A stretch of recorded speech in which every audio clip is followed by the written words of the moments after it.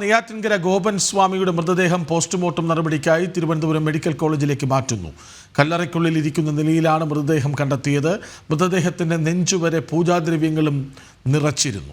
വിവരങ്ങളുമായി എസ് ശാലിനി ഒപ്പം ചേരുന്നു. ശാലിനി, മൃതദേഹം കണ്ടെത്തുന്നു, കല്ലറ പൊളിക്കുന്നു, അരയ്ക്കു താഴെ അഴുകിയ നിലയിൽ കഴുത്തറ്റം വരെ പൂജാദ്രവ്യങ്ങളാൽ മൂടപ്പെട്ട നിലയിൽ ഈ മകന്റെ വാദം, അതിനെക്കുറിച്ച് പോലീസ് ഇപ്പോൾ എന്തു പറയുന്നു?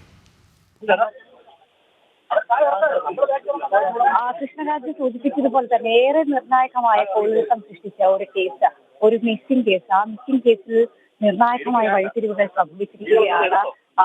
തിരുവനന്തപുരം നെയ്യാറ്റിൻകര ആറാലമൂട് ഗോപൻ സ്വാമി എന്നറിയപ്പെടുന്ന വ്യക്തി, ആ വ്യക്തിക്ക് എന്ത് സംഭവിച്ചു എന്നുള്ള ദുരൂഹതകൾ, ഒപ്പം തന്നെ പോലീസിന്റെ അന്വേഷണങ്ങൾ, പോലീസ് സ്റ്റേഷനിലേക്ക്, നെയ്യാറ്റിൻകര പോലീസ് സ്റ്റേഷനിലേക്ക് എത്തിയ പരാതി, ആ പരാതിയിലൊക്കെ നിർണായകമായ ഒരു ഘട്ടം ഇപ്പോൾ കഴിഞ്ഞിരിക്കുകയാണ്. നമ്മളിപ്പോൾ ദൃശ്യങ്ങളിൽ കാണുന്നത് നെയ്യാറ്റിൻകര ഗോപൻ സ്വാമിയുടെ വീടിന് ആശ്രമത്തിന് മുൻപിലുള്ള ദൃശ്യങ്ങളാണ്. അദ്ദേഹത്തിന്റെ വീട്ടിൽ നിന്നുള്ള ദൃശ്യങ്ങൾ കൂടിയാണ് ഇപ്പോൾ പ്രേക്ഷകരിലേക്ക് നമ്മൾ എത്തിക്കുന്നത്.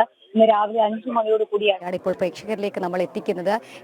5 മണിയോട് കൂടിയാണ് അതിനിർണായകമായ നീക്കം പോലീസിന്റെ ഭാഗത്തുനിന്ന് ഉണ്ടാകുന്നത്. പോലീസ് ഉദ്യോഗസ്ഥർ, അടക്കമുള്ളവരുടെ നേതൃത്വത്തിലുള്ള പ്രത്യേക സംഘം, ഫോറൻസിക് വിദഗ്ധരടക്കം 3 ഫോറൻസിക് ഡോക്ടർമാരടക്കമുള്ള പ്രത്യേക സംഘമടക്കം ഈ ആറാലമുട്ടിലെ ഈ വീട്ടിലേക്കും ആശ്രമത്തിലേക്കും എത്തുന്നു. അദ്ദേഹത്തിന്റെ സമാധി പരിശോധന നടത്തുന്നു. അതിനുശേഷം രാവിലെ 7:30 തന്നെ സമാധി തുറന്ന് സമാധിക്കുള്ളിൽ ഗോപൻ സ്വാമി ഉണ്ടോ എന്നുള്ള അതിനിർണായകമായ പരിശോധനയിൽ ഒടുവിലായി ആ ഗോപൻ സ്വാമി അതിനുള്ളിലുണ്ട് എന്ന് കണ്ടെത്തുന്നു. അതും മകൻ അവകാശപ്പെട്ടതുപോലെ തന്നെ സമാധി ഇരുത്തുന്നതിന് സമാനമായ രീതിയിൽ കഴുത്തറ്റം ഭസ്മവും പൂജാദ്രവ്യങ്ങളും മൂടപ്പെട്ട നിലയിലാണ് ഗോപൻ സ്വാമിയെ കണ്ടെത്തിയിട്ടുള്ളത്. അരയ്ക്ക് താഴെ അഴുകിയ നിലയിൽ കാഷായ വസ്ത്രധാരിയായി രുദ്രാക്ഷമാല ധരിച്ച രീതിയിൽ ഇരിക്കുന്ന രീതിയിലായിരുന്നു, പീഠത്തിൽ ഇരിക്കുന്ന രീതിയിലാണ് ഗോപൻ സ്വാമിയെ കണ്ടെത്തിയിട്ടുള്ളത്. ആ ഗോപൻ സ്വാമിയുടെ മൃതദേഹം ഇവിടെ തന്നെ പുറത്തെടുത്ത് ഇൻക്വസ്റ്റ് നടപടികളും പോസ്റ്റ്മോർട്ടം അടക്കമുള്ള നടപടികൾ പൂർത്തീകരിക്കാനായിരുന്നു ആദ്യഘട്ടങ്ങളിൽ ആർഡിഒയുടെ നേതൃത്വത്തിലുള്ള സംഘം തീരുമാനിച്ചിരുന്നത്. പക്ഷേ പിന്നീട് ഇവിടുത്തെ ചില സാങ്കേതിക തടസ്സങ്ങളും ഒപ്പം തന്നെ വിശദമായ പരിശോധനകളും ഒക്കെ വേണ്ടിവരുമെന്നതിനാൽ അത് അവിടെ നിന്നും മാറ്റുന്നു. പിന്നീട് മെഡിക്കൽ കോളേജിലേക്ക് മൃതദേഹം കൊണ്ടുപോയി പോസ്റ്റ്മോർട്ടം അടക്കമുള്ള നടപടികൾ മെഡിക്കൽ കോളേജിലേക്കാണ് എന്ന് സ്ഥിരീകരണത്തിലേക്ക് എത്തുന്നു. ഇപ്പോൾ ഏറ്റവും ഒടുവിലായി മൃതദേഹം ആംബുലൻസിൽ മെഡിക്കൽ കോളേജിലേക്ക് പുറപ്പെട്ടിരിക്കുകയാണ്, അങ്ങോട്ടേക്ക് മാറ്റിയിരിക്കുകയാണ്. ഇപ്പോഴും ഇവിടെ പോലീസിന്റെ വലിയ സന്നാഹമുണ്ട്.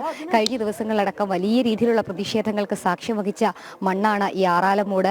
സമാധിയിരുന്ന ഒരു സ്വാമിയെ പുറത്തെടുക്കാൻ അനുവദിക്കില്ല എന്ന് അവകാശവാദം ഉന്നയിച്ചുകൊണ്ട് ഒരു വിഭാഗം ആളുകൾ ഒരു ഭാഗത്ത്, മറുഭാഗത്ത് കുടുംബവും അടക്കമുള്ളവരുടെ നേതൃത്വത്തിലുള്ള പ്രതിഷേധങ്ങൾ, ഈ സമാധിയിലടക്കം കെട്ടിപ്പിടിച്ചുകൊണ്ട് പൊട്ടിക്കരയുന്ന കുടുംബത്തെയും പ്രതിഷേധം നടത്തുന്ന കുടുംബത്തെയും ഒക്കെയാണ് നമ്മൾ അന്ന് കണ്ടത്. പക്ഷേ ഇന്ന് സാഹചര്യങ്ങൾ മാറി.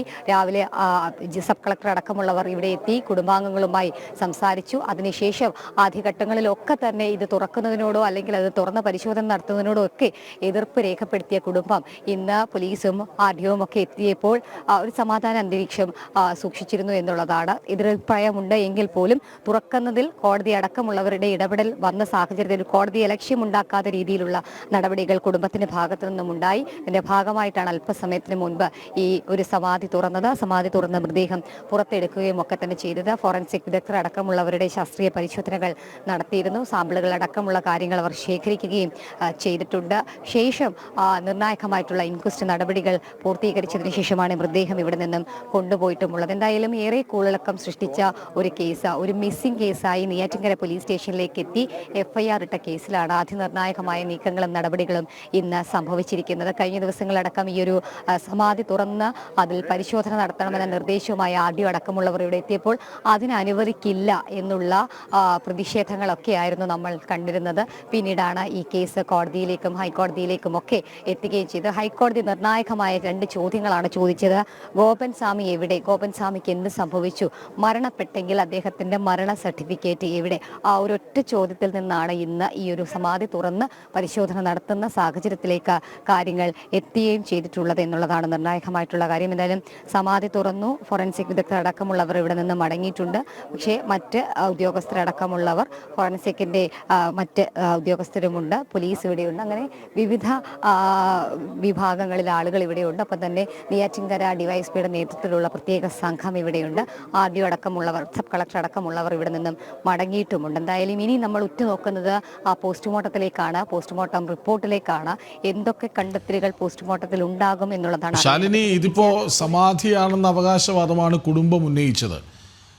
ഏതാണ്ട് സമാധിയെന്ന് തോന്നിപ്പിക്കുന്നതാണ് മൃതദേഹം പീഠത്തിലിരിക്കുന്നു, പൂജാദ്രവ്യങ്ങൾ കൊണ്ട് മൂടിയിരിക്കുന്നു. അങ്ങനെ നോക്കുമ്പോൾ സമാധി എന്ന കുടുംബത്തിൻ്റെ വാദം നമ്മൾ ഒരു തരത്തിൽ അംഗീകരിക്കേണ്ടി വരും. പക്ഷേ എങ്ങനെയാണിത് സംഭവിച്ചത് എന്നറിയാനുള്ള കാത്തിരിപ്പാണിനി. അതാണ് ശാലിനി പറഞ്ഞ പോസ്റ്റ്മോർട്ടം റിപ്പോർട്ട് വളരെ പ്രധാനമാണ്, നിർണായകമാണ്. നോക്കൂ, ഇതിപ്പോൾ പോലീസിന് തെളിയിക്കേണ്ട ബാധ്യത കൂടിയുണ്ട് ഇതിൽ, അല്ലേ? കൃഷ്ണരാജ്, തീർച്ചയായും അത് തന്നെയാണ്. കാരണം കഴിഞ്ഞ വ്യാഴാഴ്ച രാവിലെ 11:00 കൂടി ഒരു അടുത്ത ബന്ധു, പ്രദേശവാസിയൊക്കെ ഇവിടെ എത്തുമ്പോൾ കിടക്കയിൽ കിടക്കുന്ന പ്രമേഹ രോഗിയായ ഒരു ഗോവൻ സ്വാമിയാണ് അന്ന് അവർ കണ്ടത്. ആത്മീയ വഴിയിൽ പോയതിനു ശേഷം വാർദ്ധക്യ സഹജമായ അസുഖങ്ങൾ, പിന്നീട് ആ പ്രമേഹമടക്കം പിടിവിട്ടു, ഏറെ നാളായി ചികിത്സയിലൊക്കെയാണ്. ആ ഒരു വ്യക്തിയെ കണ്ട് ഇവിടെ നിന്ന് മടങ്ങിയ ആളുകൾ പിറ്റേ ദിവസം വെള്ളിയാഴ്ച ഉച്ചയോടുകൂടി അല്ലെങ്കിൽ ഉച്ച സമയത്തോടു കൂടി കാണുന്നത് മതിലുകളിൽ പതിഞ്ഞ ഒരു ചിത്രമാണ്. ഗോവൻ സ്വാമി സമാധിയായി എന്നുള്ളൊരു ചിത്രം. ആ ചിത്രത്തിൽ നിന്നാണ് ഈ ദുരൂഹതകളും സംശയങ്ങളും ഒക്കെ ഉടലെടുക്കുകയും ചെയ്തത്.